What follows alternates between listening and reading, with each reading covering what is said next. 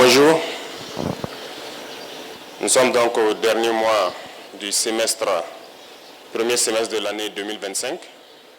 Je souhaite donc qu'on puisse utiliser ce mois pour commencer à réfléchir aux perspectives du deuxième semestre et voir qu'est-ce qui a marché dans nos administrations et qu'est-ce qui n'a pas marché.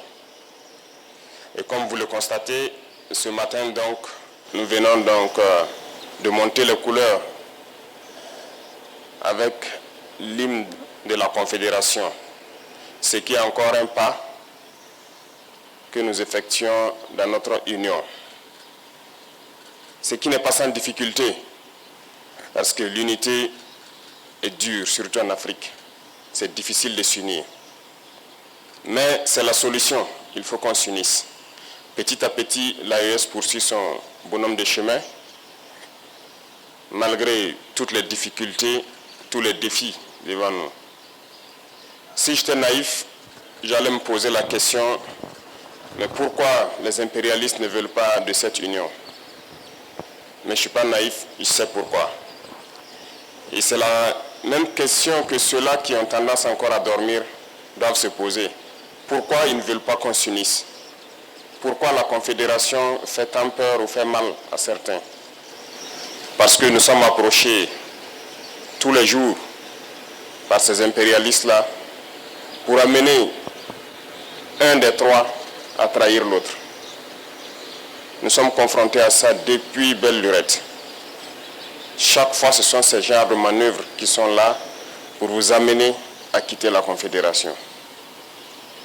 Et ça doit nous amener à réfléchir. Et quand on regarde nos rapports, il n'y a pas d'amitié en fait. Le monde, il n'y a que des intérêts. Les gens ne viennent vers nous que pour leurs intérêts. Il faut qu'on soit bien conscient de cela. On va nous combattre, on continuera à nous combattre, mais nous sortirons victorieux et forts. Ces situations que nous vivons, nous ne devons pas les prendre et nous apitoyer sur nous-mêmes. Au contraire, ça doit nous renforcer. On doit sortir très fort de cette guerre, comprendre le pourquoi on nous a tant assaillis, se forger et faire en sorte que dans le siècle à venir, nous ne connaissons pas ce genre de situation. C'est ce qu'il faut avoir à l'idée. Donc j'invite tout un chacun à redoubler d'efforts parce que le Burkinabé est connu comme quelqu'un de très courageux, très travailleur, très résilient. Et ces valeurs-là, nous devons travailler donc à les améliorer. Partout où vous partez en Afrique ou dans le monde ailleurs, vous trouverez des Burkinabés. Et ce sont ces valeurs-là qui identifient le Burkinabé. Donc nous devons tout mettre en œuvre pour être des hommes intègres, comme le nom du pays le dit, être des gens courageux, résilients, pleins d'abnégation et redoubler d'efforts dans tout ce que nous faisons pour le bonheur du Burkina, mais pour le bonheur aussi de notre confédération. Ça, c'est très important.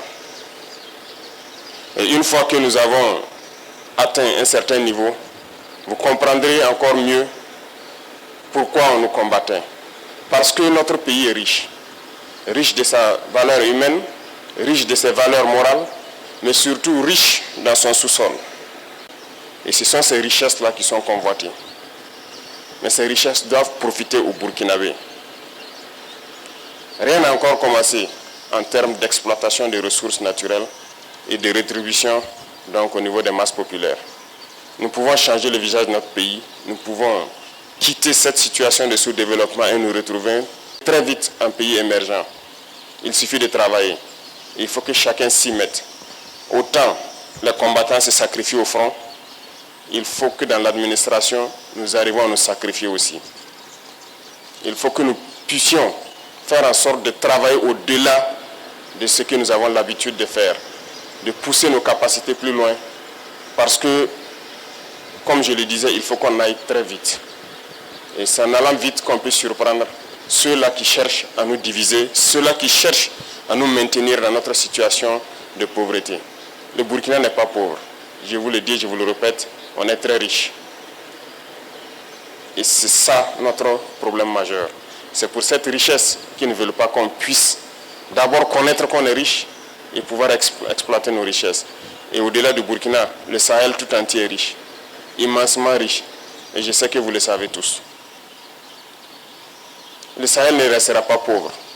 Nous continuerons notre bonhomme de chemin, continuer à construire l'AES, à être fort, résilient, faire de l'AES un espace de sécurité totale, pouvoir exploiter convenablement nos ressources et que ça puisse profiter donc à nos masses populaires.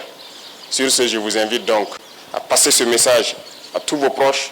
Il faut se sacrifier ici à l'arrière dans les bureaux pour pouvoir soutenir ceux qui sont au front. Donc je vous souhaite très bonne semaine, très bon mois de juin et très bonne fin du premier semestre. Et rendez-vous donc dans peu de temps pour affronter le deuxième semestre avec plus d'énergie, plus d'abnégation, plus de courage. La patrie ou la mort, nous vaincrons.